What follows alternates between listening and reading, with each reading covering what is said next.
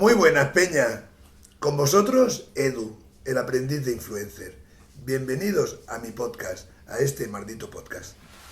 Bueno, hoy tenemos como invitada a Encarnita. Bueno, es Encarna Martínez Navarro, es prima mía. Es la primera del podium. La primera del podium quiere decir... La más mayor. Es no la más vieja, porque no hablamos de ropa, la mayor. Y yo soy el segundo de un montón de primos que somos. Y entonces ella es médica de familia, lo es hace muchísimos años, y entonces hasta ahora, hoy tocaba libro, y vamos a hacer libro, vamos a hablar de mi libro, pero vamos a dar un repaso a un trozo que ya leí en el segundo capítulo, ¿vale?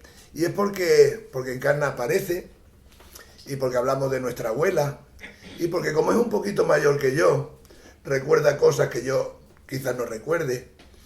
Y bueno, me parece muy interesante, porque tenemos una abuela muy especial. Muy especial. A la que todos los nietos queremos muchísimo. La querremos, bueno, la Siempre. queríamos, la queremos, la querremos siempre.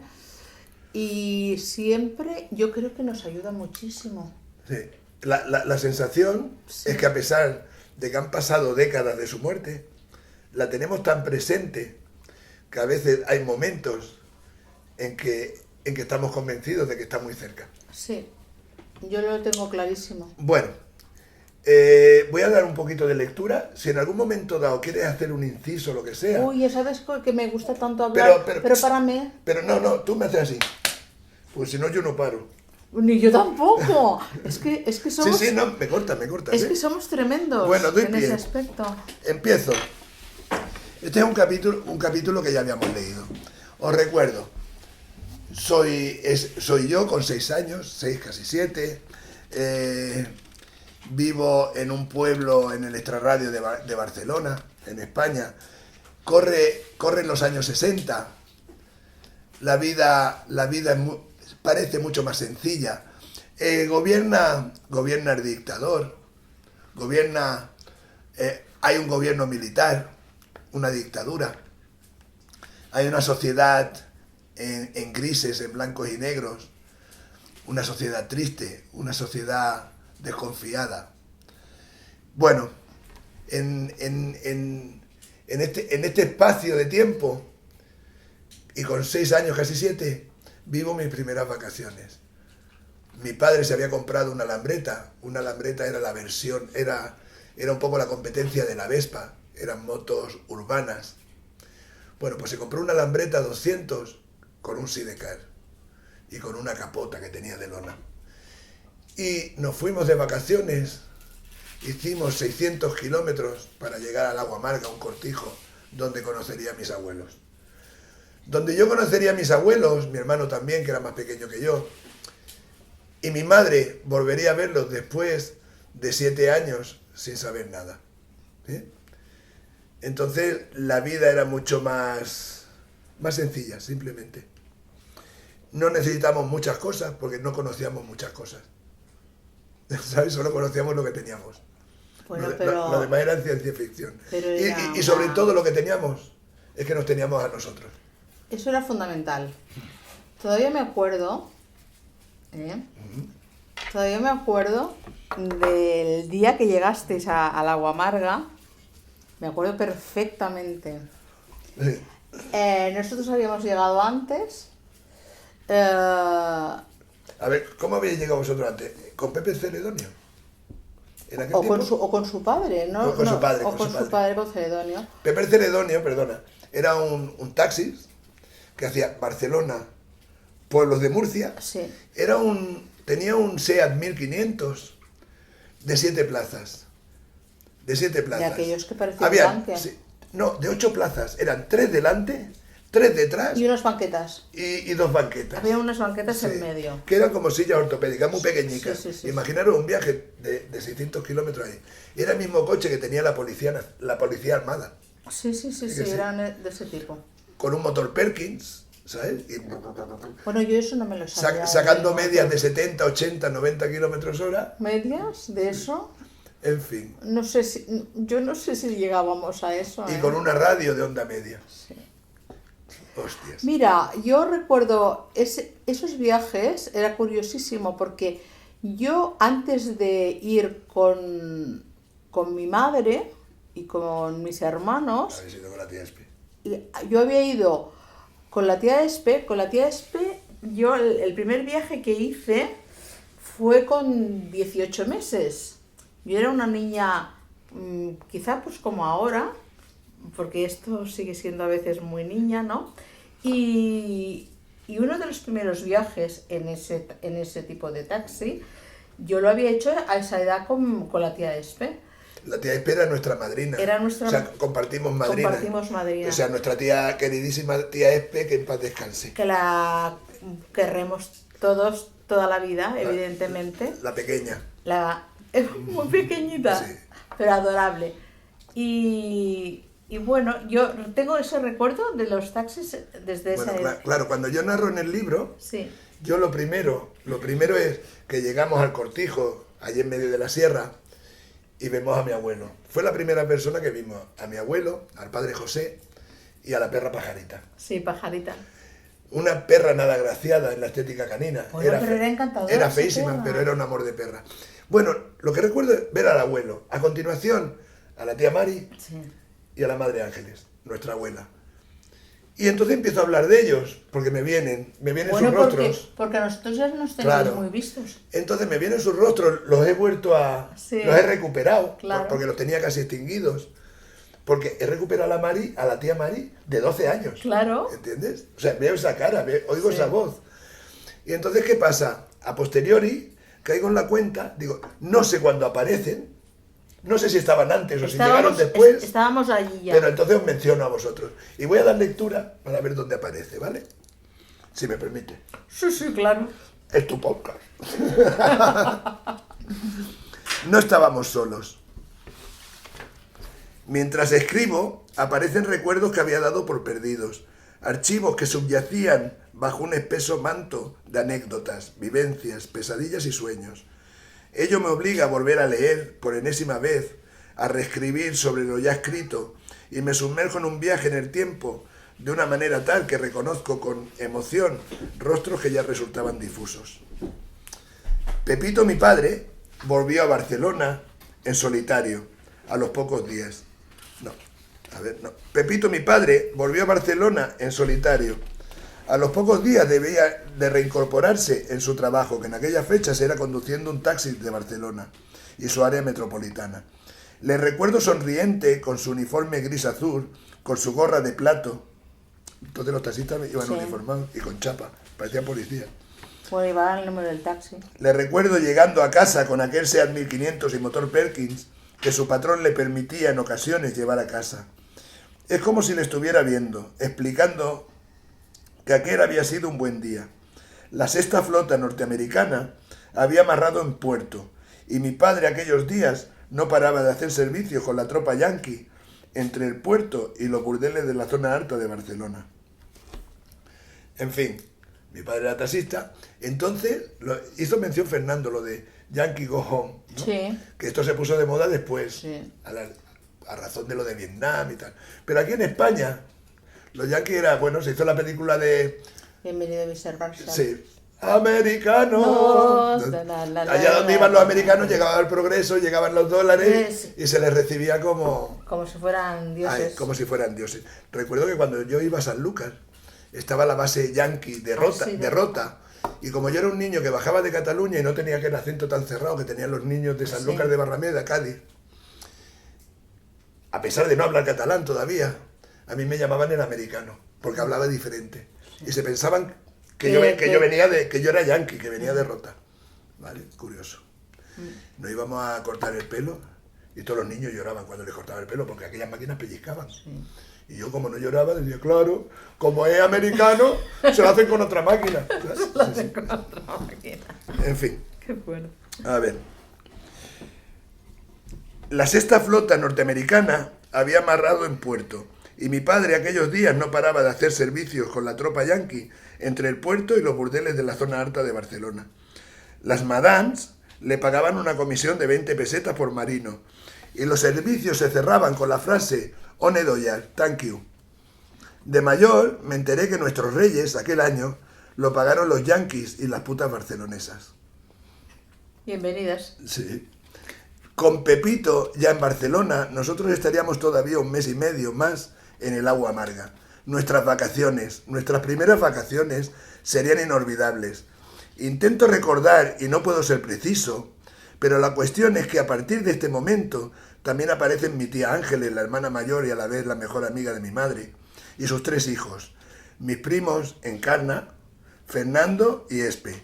Con ellos coincidíamos a menudo en Barcelona, y era sagrado para la familia pasar las Navidades juntos.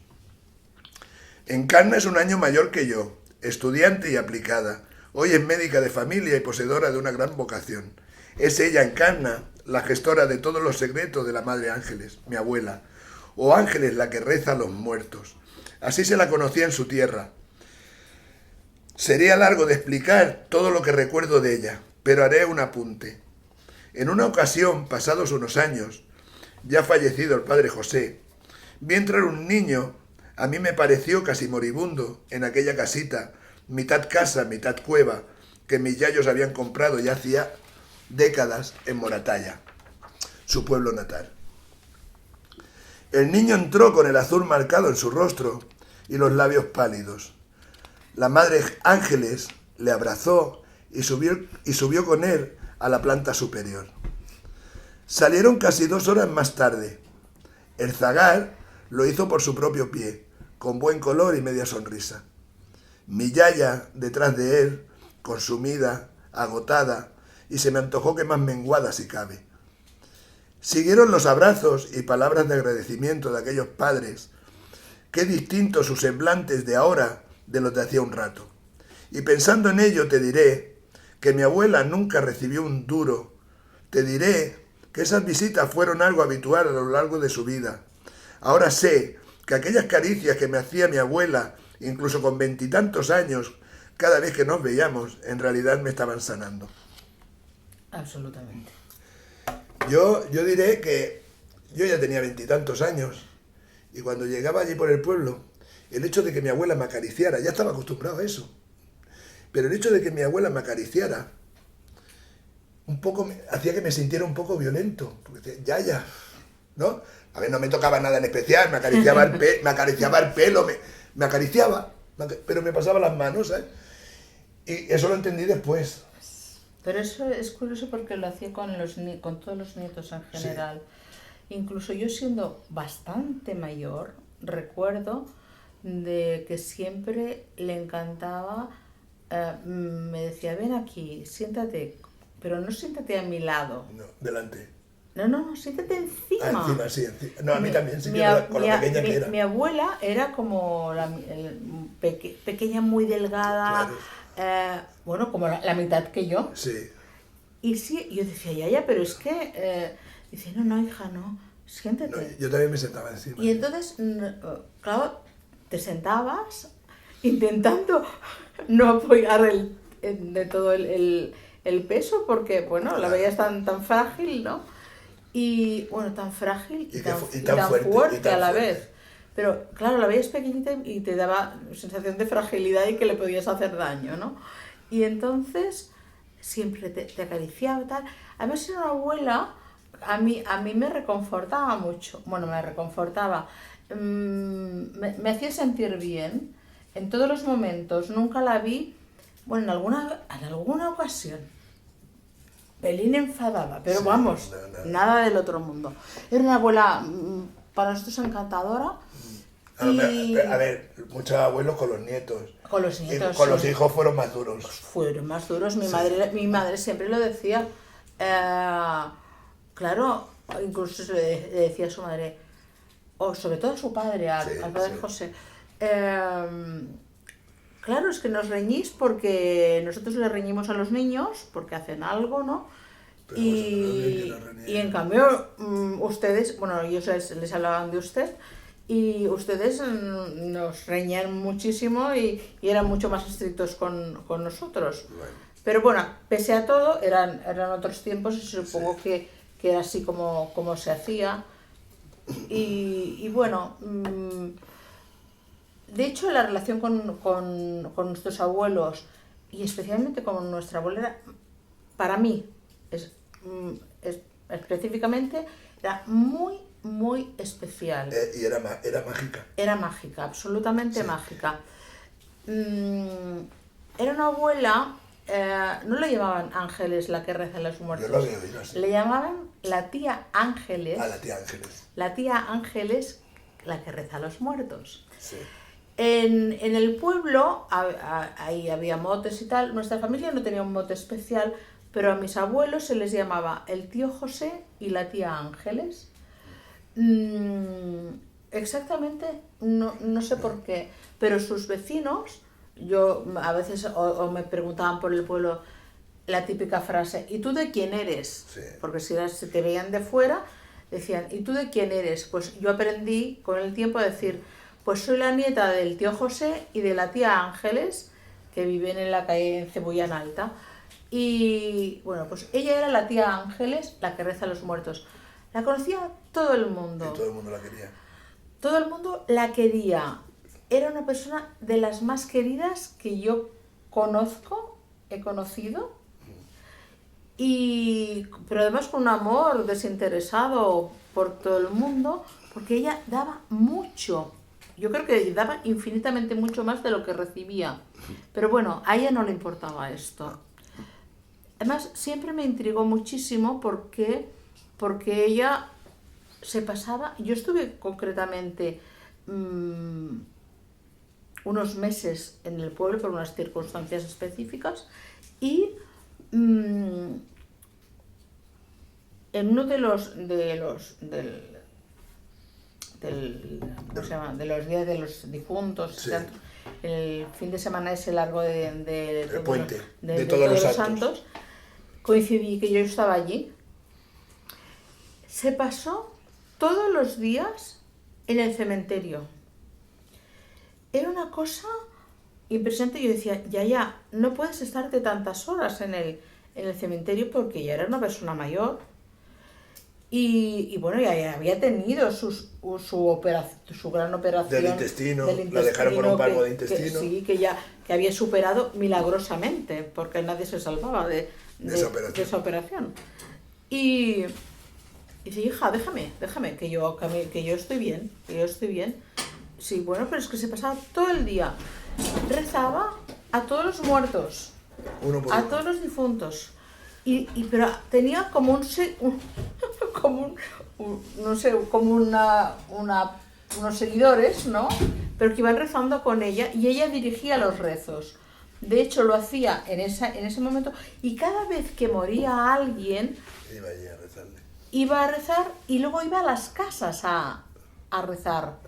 Porque antes no había tanatorio, sino que los muertos se velaban en casa.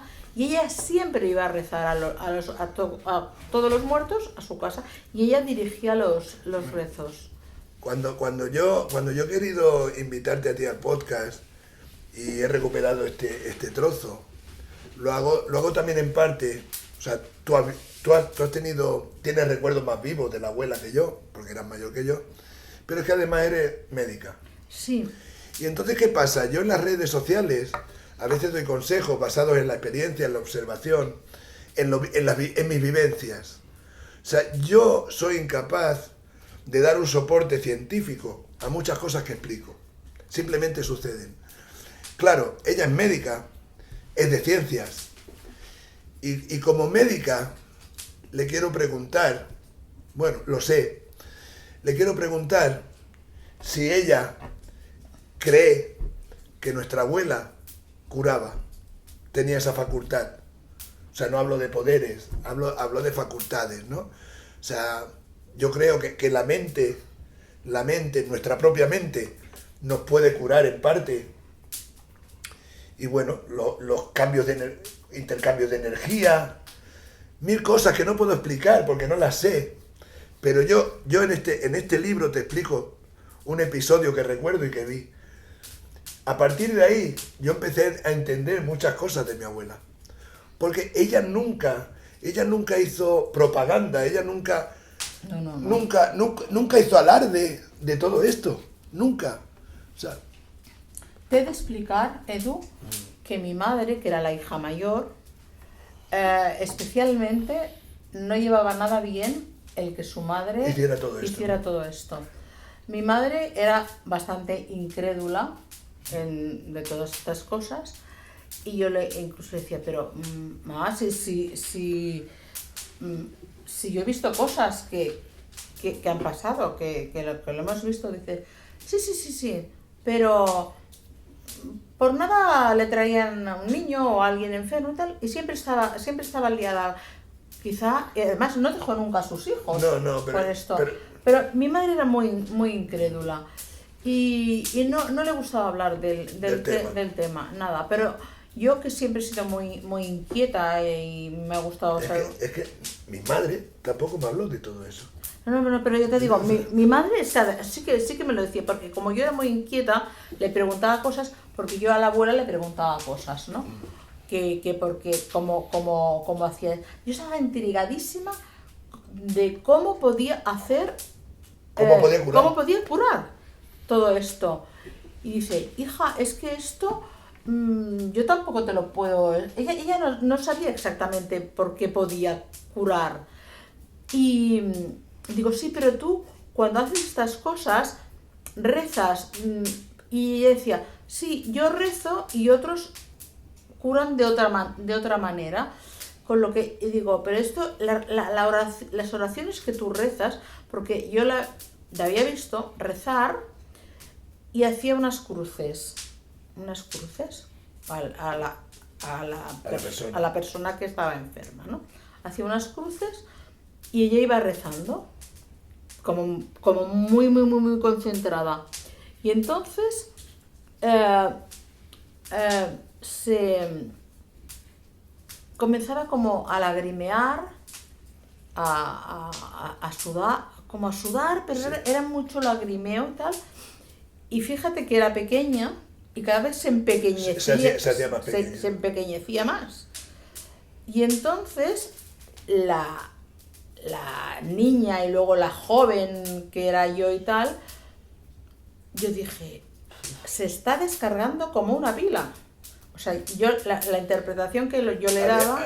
Mira, te voy a decir una cosa, y es que yo la notaba ella fría y las manos calientes. Sí, pero además digo, yo siempre decía esto, digo, se está descargando como una pila y mientras ella se descargaba como una pila, la otra persona iba como creciendo, ¿no? Como recobrando vida. Recobrando vida.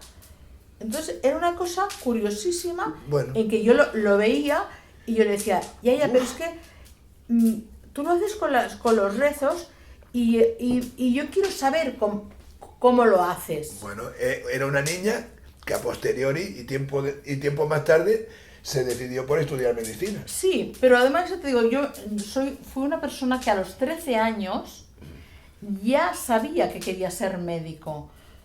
Quería ser médico de pueblo, no quería ser médico de hospital, nada, quería ser médico de pueblo. Porque yo quería el contacto con la gente. Entonces, un día, sería un verano, porque era cuando más íbamos, le dije, me gustaría que me explicaras cómo lo haces. Y me dice, ahora no puedo. Digo, ¿cómo que no puedes ahora? Dice, no. ¿Tú realmente para qué quieres saberlo? Y digo, pues porque ya debía tener quizá esa edad que yo ya había decidido ser médico. Y entonces yo le dije, pues yo he decidido ser médico y como yo veo que tú curas a gente y se ponen bien, quiero saber cómo lo haces. Dice, pero ¿tú quieres ser médico para hacer el bien? ¿Qué pregunta? Digo, hombre, pues claro, o sea, yo no tenía en mente otra cosa. Y digo, hombre, claro. Dice, es que esto es muy importante. dice, porque si tú no vas a ser médico y no vas a hacer el bien a la gente, yo no te voy a explicar nada.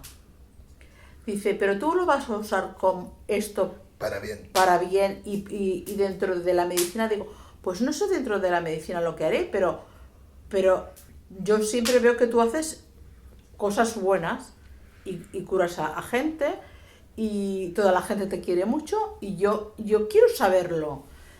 Dice, bueno, si es así, solo te lo puedo explicar un día concreto. Y ese día es un Jueves Santo. Digo, ¿un Jueves Santo? Pues vengo para el pueblo. Y digo, pero ¿por qué tiene que...? Dice, te lo tengo que explicar un Jueves Santo. Y ese día, pues aparte del verano, que siempre vienes y tal, pues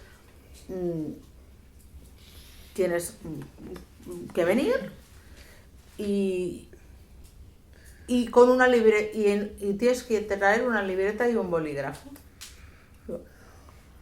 ¿Solo eso? Sí. Y ya, y digo, pero no me puedes decir nada más. Claro, yo me quedaba.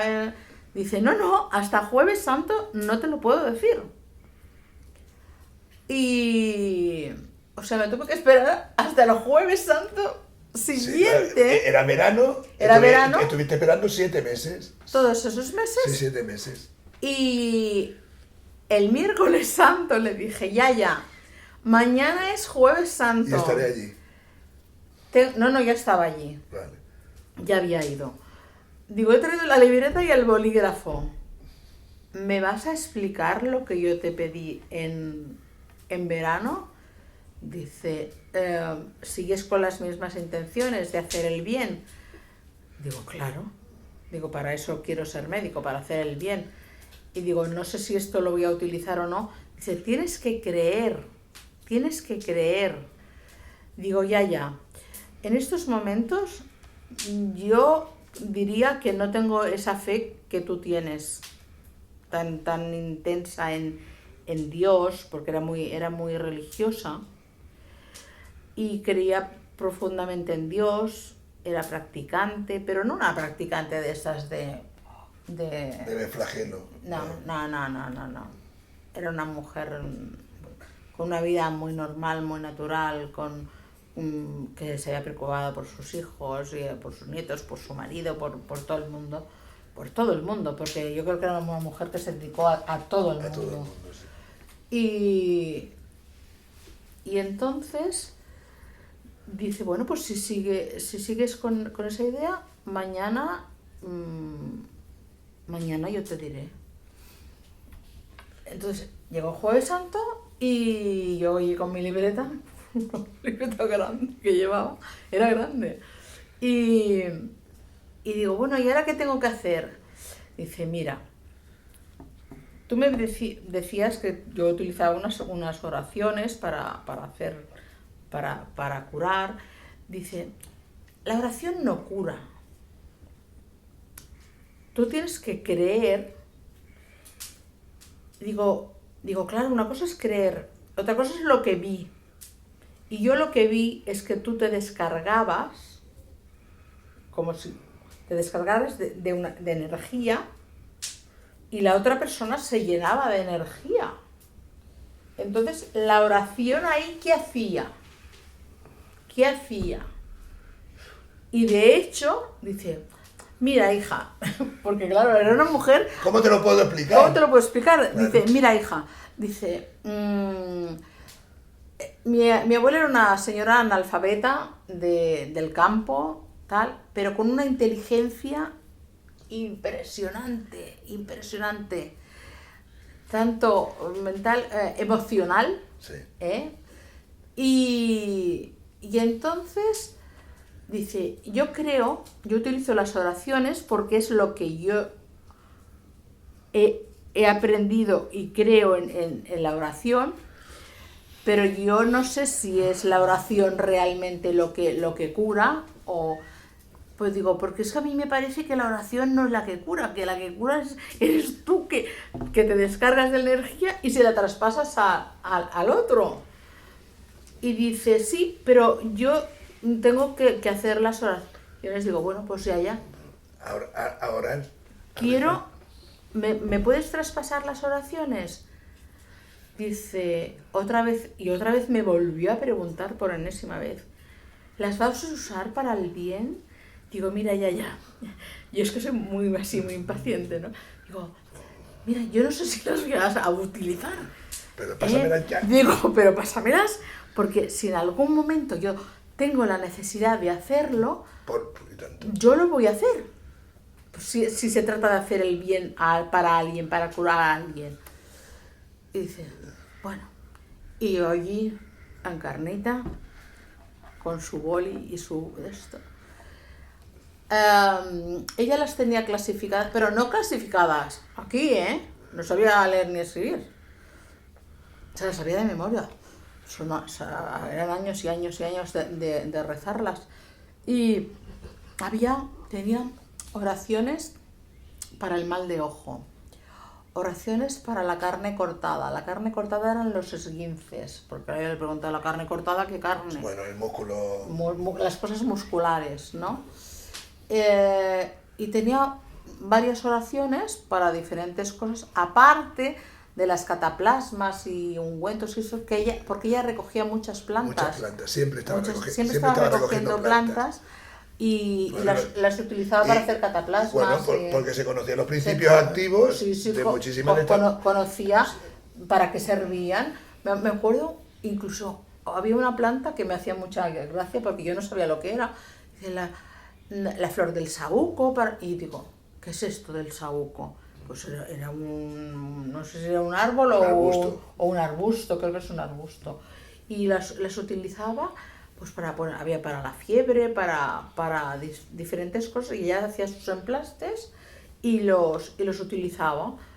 Pero además mucha gente me explicaba cosas Perdona, en aquellos tiempos no había la cantidad de medicamentos que hay hoy en día. En absoluto. Y muchísima gente, pues a lo mejor no tenían ni un médico cerca, ni una farmacia de guardia, o sea, en la vida rural... No, además la gente que vive en los cortijos, aquí las casas de campo están bastante cerca de los núcleos, pero allí en Murcia los cortijos están 1 kilómetros del otro, muy lejos. ¿Tú hiciste conmigo una caminata con la Madre Ángeles, con la abuela, con su paraguas negro, al Cortijo Lagarto, que fue a curar a alguien? Sí, pero es que yo es que iba cada día con ella, porque le llevábamos la comida al padre José, según donde estaban las ovejas. Entonces toda aquella carretera que subíamos hacia arriba, hacia dirección Calasparra, ese camino lo hacíamos ella y yo cada día, y lo hacíamos allí al cortijo del Lagarto. Sí, y podía curar o no curar, pero yo hacía esa caminata, y de allí volvíamos con huevos, con tal. Y yo hasta un día volví con un gatito. Con un gatito, con orejas, ¿no? Y rabo. Porque se las quitaban, sí. No. Eso era en otro cortijo. No era en el legal. No. Era en la cejinera, que se llamaba el otro cortijo. De Cejín. Debían ser de Cejín. Había unos niños que eran... Malísimos. Y sucios, muy sucios y todos ellos. Y además nos daban huevos en el Lagarto y en la cejinera, y los huevos, curiosamente... Uno estaba muy limpio y otro muy sucio. Y además llegábamos allí y decían las hijas, nuestras madres, ¿no? Estos son de la cejinera, ¿verdad? Digamos, sí. Son más limpios. No, los de la cejinera son los más sucios. Entonces en la cejinera en el Lagarto a mí me encantan los gatos, ¿no? Entonces... como me vieron allí tan entusiasmada con gatitos que habían nacido y tal, pues me regalaron un gatito. ¿Te gustaría tener un gatito? Y yo, sí. Y me elegí me encantan los gatos rubios. Sí, uno rubio. Y entonces me regalaron un gatito rubio. Qué fortuna que me habían regalado el gato rubio en el otro cortijo. Sí. Porque llegamos a la cejinera y me ofrecen... Un gato sin orejas. Sin orejas y sin rabo. Los niños... Los amputaban. Jugaban. Les habían cortado Bueno... Vamos. Terrible. Encarnita, después de tener esta conversación Sí. y de tener tus apuntes, supongo que esa libreta la tienes como paño en oro. Sí, como un pero no tesoro. se la enseño a nadie. No, no, normal. Porque además de que tendría que ser para hacer el bien, tendría que ser un jueves santo y que tú sintieras muy profundamente que se la tendrías que pasar. Lo sé, lo sé. Yo, mira, yo nunca pregunté más porque yo sabía que había hablado contigo, que habías tomado apuntes, que tal y cual. Y es la primera vez que hablamos de eso. De hecho, te he traído porque digo, antes de morirme quiero saber algo más. Sí. Escucha una cosa. ¿Te ha servido algo de lo que te pasó a tu abuela en tu profesión? Me ha servido mucho. Yo nunca he rezado las oraciones. Nunca he rezado las oraciones. Pero he sentido muchas veces su presencia. Su presencia en momentos difíciles de mi profesión, sí que la he sentido. Pero la he sentido además porque yo la he llamado. Has pedido ayuda. Yo la he llamado. En momentos muy determinados he tenido la necesidad de pedirle ayuda. Y además lo he hecho para mí, pero le he dicho, ya, por favor, ayúdame.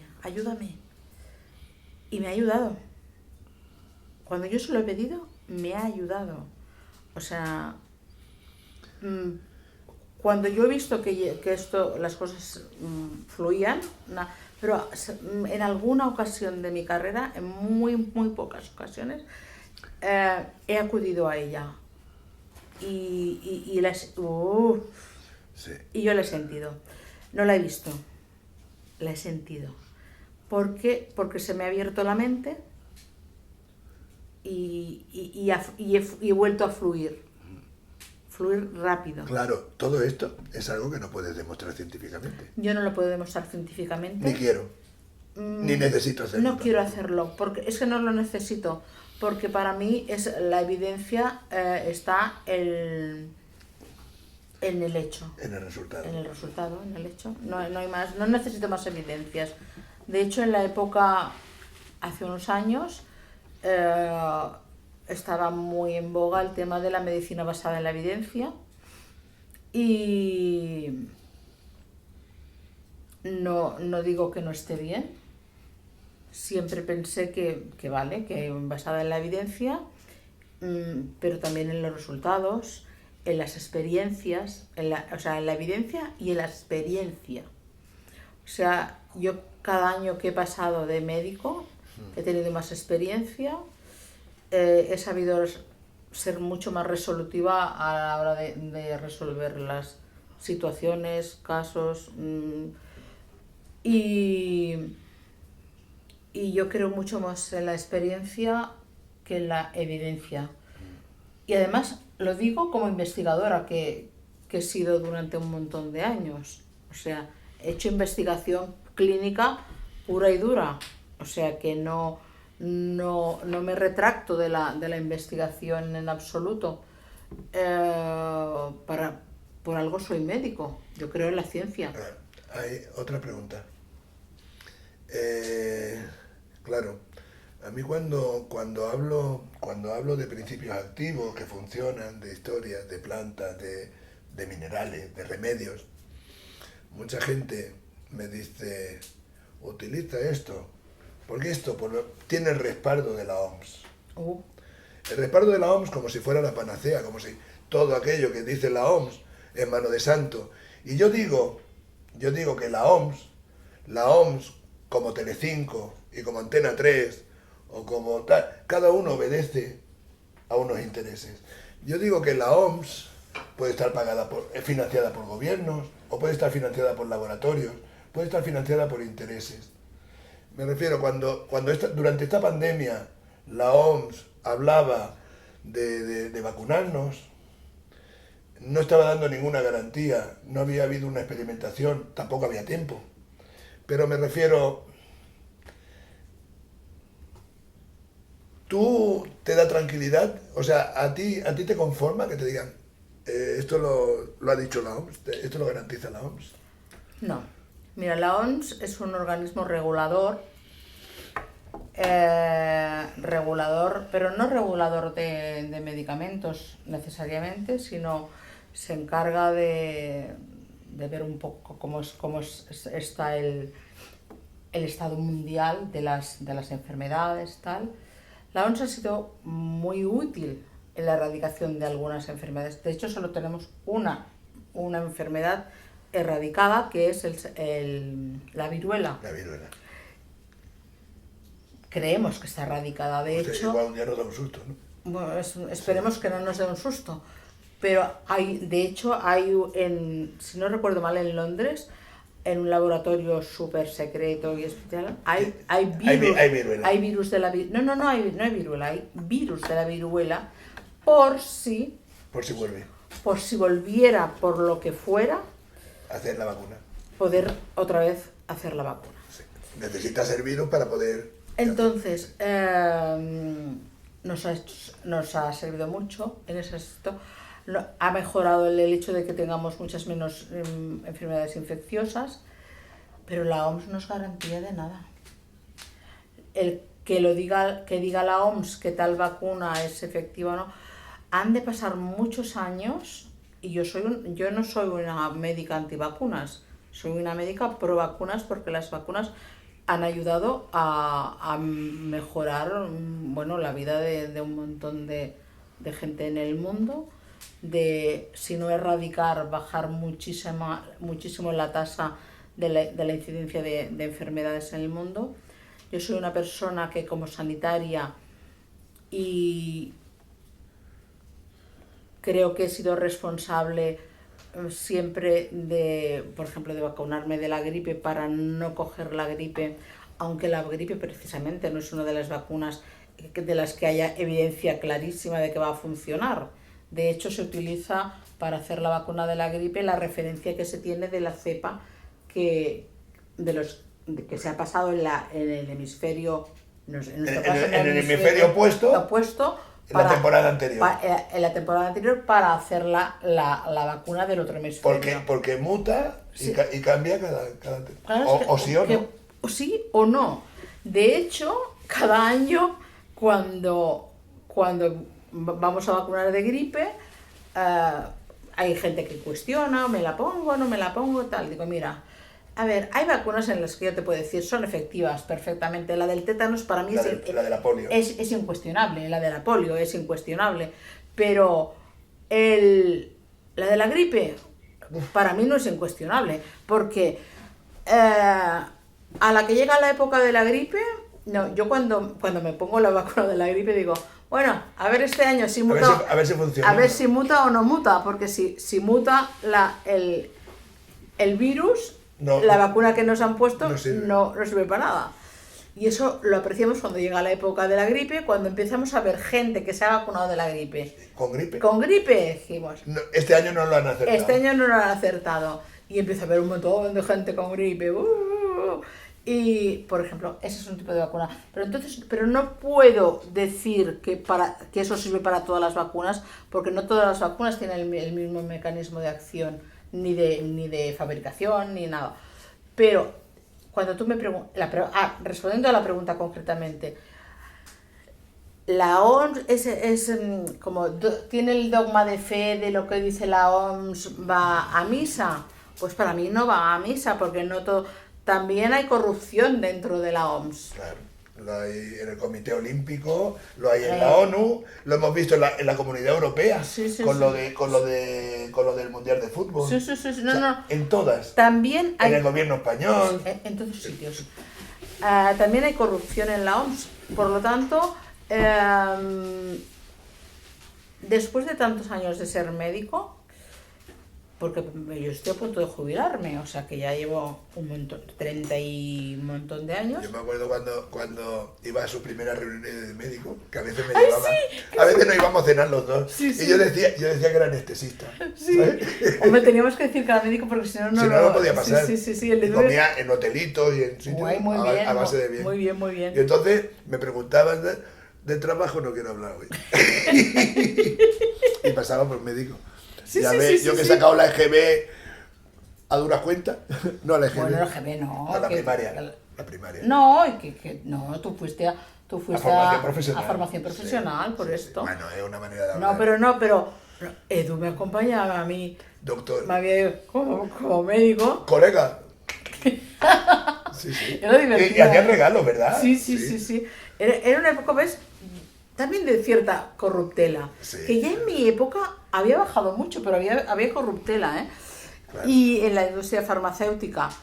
Hostia, claro, eran de laboratorios. Claro, Es verdad. la pagaban laboratorios. Los laboratorios pagaban y allí había un montón, una concentración de médicos en un hotel, aquí, Sí, allá. sí. Y bueno, pero eso era nada Ya. con lo que había sido antes. Con lo que se movía. Que era impresionante. Yo, la verdad es que solo he recibido aquello, cenitas, bueno, porque hacían como una explicación científica un poquito y tal, y ya está. Pero bueno, ya me parece bien que de vez en cuando nos obsequien con una cenita y tal. Y hoy es una charla Oye, interesante. Una cosa, Carmen. A ver, es que esto me ha venido ahora. Tú dices, no le voy a dar la libreta a nadie. A ver, tú no tienes hijos. No. No necesariamente la persona adecuada a lo mejor podría ser ajena. O sea, porque hay familia a la que se... ¿Vale? Que no hace falta que haya un lazo de sangre. ¿Ha pensado si hay alguna persona? No. Yo no he encontrado todavía ninguna persona. ¿Que no? ¿Y qué? ¿Qué haremos? ¿Que la incineren contigo o qué? Seguramente. Seguramente, ¿no? Era una pregunta que tenía que hacer. Solo os quiero hacer un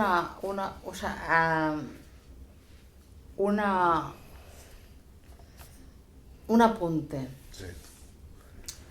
La primera vez que yo fui consciente de que mi abuela... Había depositado... El don. Sí, el don. El don.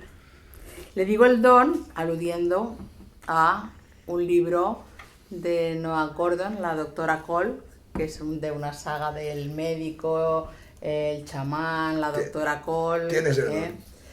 Y...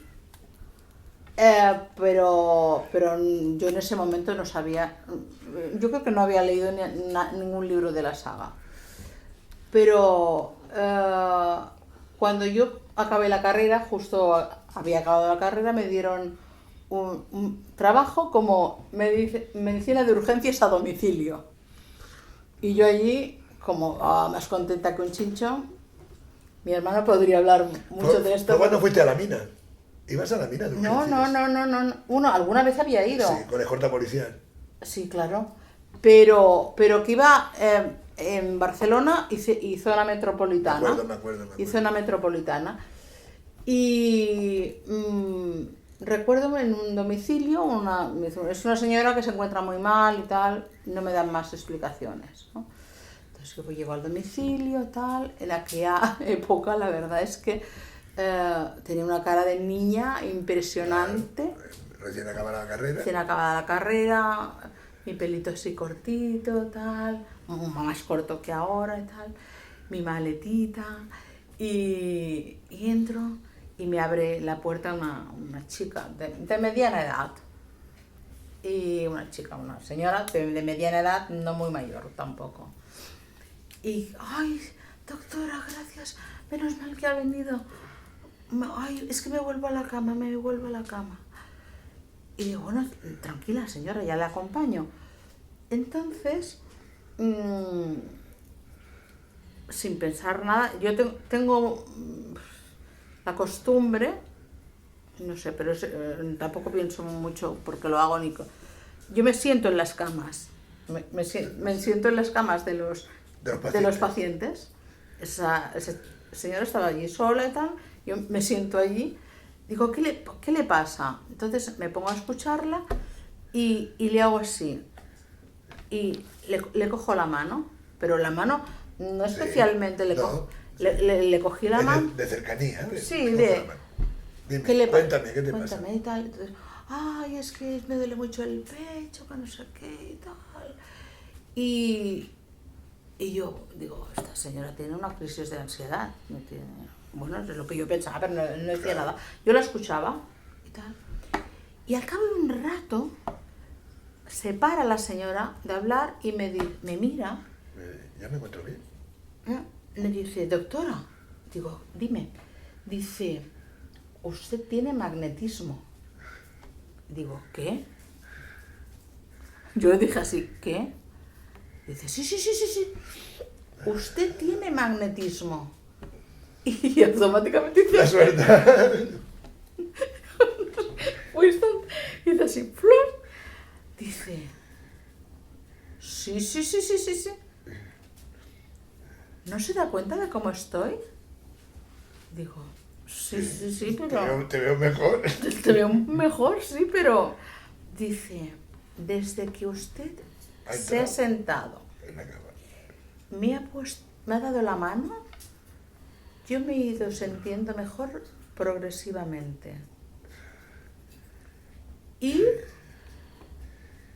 Pero yo no era consciente de nada de todo eso. O sea, solo que al rato, ya te digo, cuando se paró me dice, ¿usted tiene magnetismo? Claro, y yo dije, ¿qué? Como diciendo, ¿qué dice esta señora ahora?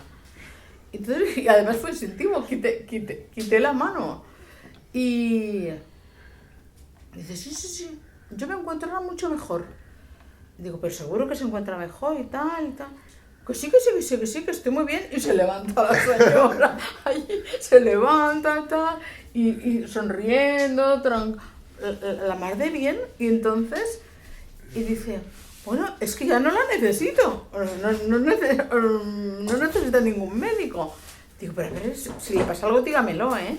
Y dice, no, estoy perfecta, estoy muy bien. Y digo, bueno, pues nada, si lo encuentras realmente bien, pues nada, me voy. Y me acompañó a la puerta. Y contenta me despidió. Y a mí me quedó aquello, digo, hostia. Y digo, y al cabo bajaba las escaleras yo de ese edificio. Digo, la abuela. Y me quedó así como, uff. Digo, no puede ser. No, la yaya no. Digo, esta señora tenía una crisis Intentando racionalizando, como diciendo, bueno, esta señora estaba con una crisis de ansiedad, que yo lo pensaba, he venido yo, se ha podido explicar y tal, pues como me siento habitualmente y tal, y se ha ido relajando y ya está. No, creo que no hay ninguna explicación más, ¿eh? Y esa fue la primera vez que yo pensé en mi abuela. Espera. Que puede ser algún aviso. Es que como tuvimos el fuego anoche, está todo encendido. Bueno. Ok. Y en algunas ocasiones, lo que sí he percibido es que sé que cuándo se van a morir. Es curioso. No lo sé. Dices, de esta no sale. Mira, eso me ha pasado en muchas ocasiones. Gente pues que ha estado muy mal y tal, y que... pero nunca, no he pensado en ningún momento que se iba a morir. Y en un momento, en uno de los bajones, ahora sí. Y no era más diferente que otras veces, ¿eh? Entonces he notado se va. Que no va a salir, que no. Y bueno, gente que ha enviado al hospital y que sé que no la voy a volver a ver más. Y cuando me pasa esto, me despido de la gente de una manera, o sea, les doy un beso. Y te despides. Y interiormente me despido. El que yo dé besos a mis pacientes es habitual, no es. Pero una despedida es una Pero despedida no. Y no quiero dejar de explicaros una cosa que me pasó. Y me es difícil de explicar porque me afecta directamente. Bueno, lo intentas, si no puedes, pues no lo Sí, lo puedo porque ya hace años y hace unos años ya y lo puedo explicar. Antes no lo podía explicar.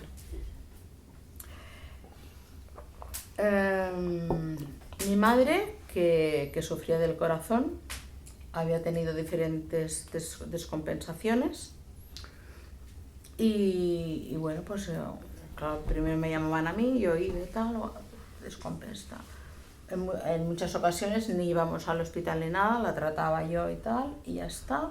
En alguna ocasión la veía pues más encharcada y tal, digo, bueno, mamá, vamos al hospital, que te desencharquen un poquito y tal, y me llaman y voy a casa de mi madre un día, no, otra vez más, ¿no?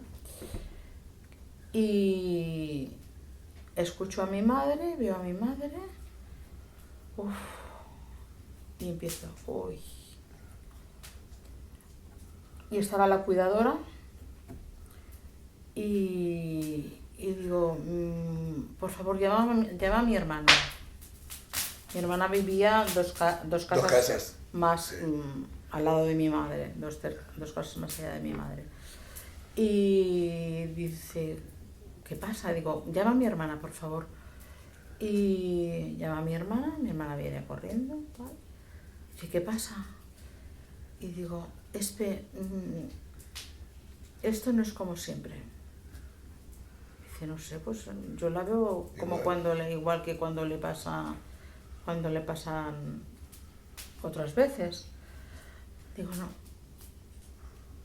que lo he notado, que no es como siempre. Y yo creo que en el hospital no se va a poder hacer nada. Y dice, ¿pero estás segura? Y digo, yo creo que sí, pero me da miedo equivocarme. Me da miedo equivocarme y que no la lleve al hospital y que... Digo, llama a Fernando, por favor, Fernando, mi hermano. Y me lo pasa a Espe y le digo, dice, ¿qué pasa? Digo, Fernando, ¿pasa esto? Digo, yo creo que esto no es lo mismo que siempre. Creo que de esta no va... Me da la sensación de que no va a salir. Dice, ¿pero la ves tan mal? Digo, no, es como muy parecido, pero... No es como la veo, es como lo siento. Pero sí, o sea, no puedo decirte qué pasa de diferente, pero yo creo que esto no es igual. Y entonces digo, claro, cuando los llevas al hospital, tal, digo, dice, mira, Encarna, no te puedes quedar con la duda de... Si hubiera hecho esto, si hubiera ido al hospital, no, dice, vas a ir al hospital, como tú conoces a los del hospital, les explicas, como ellos conocen también a la paciente, porque ha ingresado muchas veces, y que confirmen, si realmente confirman lo que tú sientes. Y entonces, bueno, me fui con mi madre y efectivamente el médico de urgencias, además al que conocía desde hace mucho tiempo y había atendido a mis padres en múltiples ocasiones, y le digo, pero por favor, dime el estado, no quiero maniobras cruentas, solo quiero saber cómo está, cómo la veis. Dice, está muy mal, es una descompensación cardíaca, está encharcada hasta aquí arriba.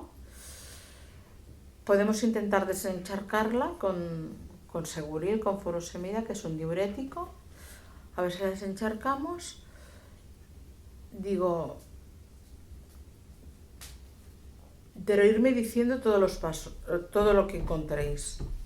Entonces se le hace una analítica, tiene una insuficiencia renal ya muy grave en ese momento, dan diuréticos, vuelven a dar diuréticos, no se recupera, sigue encharcada, y entonces hablo con mis hermanos y con mi padre, que lo habían llevado ahí al hospital para ver qué pasa con mi madre, ¿no? Y entonces la ocasión iba cada vez a peor y reuní a mis hermanos y a mi padre y les dije lo que había y digo, yo soy de la opinión de que nos la tenemos que llevar a casa porque no, si no hay nada que, nos han dicho cómo está, no hay nada que hacer, cada vez está peor y creo que tiene que morir en paz, tranquila en su casa, en su cama. Y rodeada de su gente. Y con su gente. Y estuvimos los cuatro de acuerdo, mi padre y nosotros tres. Y yo fui a hablar y dije, mamá, mira, ya te han hecho las pruebas y tal, lo mejor es que estés en casa. Y mi madre encantada de la vida. ¡Ay, mira qué bien! Me parece perfecto. Y sí, que en casa estaré mejor. Y ya hemos hecho todo, mientras tanto los cambios de cama de una habitación a otra y tal. Recuerdo la cara de felicidad con la que entró mi madre a casa, encantadísima de estar en su casa otra vez. ¡Ay, hola, qué bien, otra vez en casa, tal! Y estaba fatal. Sí. Estaba muy fatalísima. Y encima le habíamos puesto su cama en otra habitación para que mi padre, si quería descansar, pudiera estar en... No se extrañó en absoluto de nada. O sea, mi madre sabía que se estaba muriendo. Y con una paz. Y vienen los primos, estábamos los hijos, empiezan a venir primos, y la mujer, mi madre, tan feliz allí en la cama. ¡Qué guapos que estáis todos!, decía, ¡qué guapos! Decía eso, ¡qué guapos! ¡Hostia! La vi tan feliz que nunca me alegré tanto de haberla traído a casa, ¿no? Y a la vez cerciorándome de que se estaba muriendo. Cuando mi padre lo sacamos del hospital, porque ya no había nada que hacer, el día que lo sacamos del hospital, ese mismo día murió. Sí. Cuando llegó a casa, no quiso ir a la cama, se sentó en el Se sofá, y encendió un cigarrillo. encendió un cigarrillo, se tomó un bitter cinzano y dijo, ponme un vídeo que tengo ahí de corridas de toros. Y se mamó la corrida de la beneficencia, que la tenía grabada. Y dice, hostia, mi padre ya no se muere. Era mi pensamiento, ¿eh? Acuérdate que yo estuve al lado de tu padre. Sí, no sé, estuviste tú ahí. Era la que estaba al lado. Pero hostia, yo, ilusiones, ¿eh? Si lo veo mucho mejor. Y dijo, me voy a la cama que estoy cansado. La imagen de tu padre en el sofá fumándose un cigarrillo. Con su bitter. Sí, con el bitter, con mi padre al lado, que eran tan amigos. Bueno, y todos pendientes, ¿eh? Sí, pero... Y todos en la casa. Llegaron sus hermanos y tal. Fue llegando familia. Feliz. Hasta que se apagó. Sí. Bueno. Y entonces eso no lo cambio por nada. Cuando digo por nada es por estar con mis padres, bueno, con tus padres. Sí. Uf. Yo, mira, voy a decir algo para, desde la experiencia de mi vida, voy a decir a alguien para que nos escucha, que lo que te da mucha tranquilidad, o sea, muchas veces lo peor no es la muerte, son las circunstancias y el modo. O sea, ha sido una verdadera tragedia durante la pandemia del COVID, la muerte de muchos ancianos, de muchos abuelos que han muerto en soledad. Que han muerto en soledad, sin una mano, sin la gente querida, porque eso es lo único que tienes. A mí una cosa que me alivió mucho cuando me quedé completamente huérfano, porque murió mi padre y lo sentí muchísimo, pero cuando realmente me sentí huérfano del todo, fue cuando después murió mi madre a los años. Sí. La tranquilidad que me dio, el que no quedó nada por decirnos, eso te da muchísima tranquilidad. Sí. O sea, mi madre era consciente que se moría y a la gente a la que quería estaba allí. Sí. Y durante muchísimos años, durante toda nuestra vida, nunca nos habíamos dicho un te quiero. Nunca. Se suponía, sabíamos que nos queríamos. Pero mi madre nunca me dijo un te quiero. Y yo a mi madre tampoco. Aquella semana nos dijimos tantos te quiero. Pues, bueno, intentando recuperar lo que no nos habíamos dicho tanto tiempo. Bueno, de hecho, ni enfados, ni orgullo, ni hostia, trágatelo todo. Que no te quede nada por decir, que no te quede un brazo por dar. O sea, hostia, es que no fui porque estábamos enfadados. Olvídate. Ay, señor, no pensaba yo que acabaríamos así, ¿eh? Bueno, a mí me ha encantado, además, ahora un poco ya de este tema, no había hablado con Encarnita nunca de este tema, nunca había hablado con Encarnita de este tema, y necesitaba hacerlo. El otro día se me encendió la bombilla, digo, ¿por qué no llamo a mi prima Encarna? En fin, hasta aquí nuestro maldito podcast. Espero que lo hayáis disfrutado como lo he disfrutado yo, a pesar de lo que tenemos por dentro. Bueno, nos hemos sanado un poco también. Sí, nos hemos sanado. Que os quiero. Yo también. Que nos vemos en el próximo. Esto no es nada. Esto es pura sanación. Brillo para los ojos. Nos vemos. Chao. Hasta luego.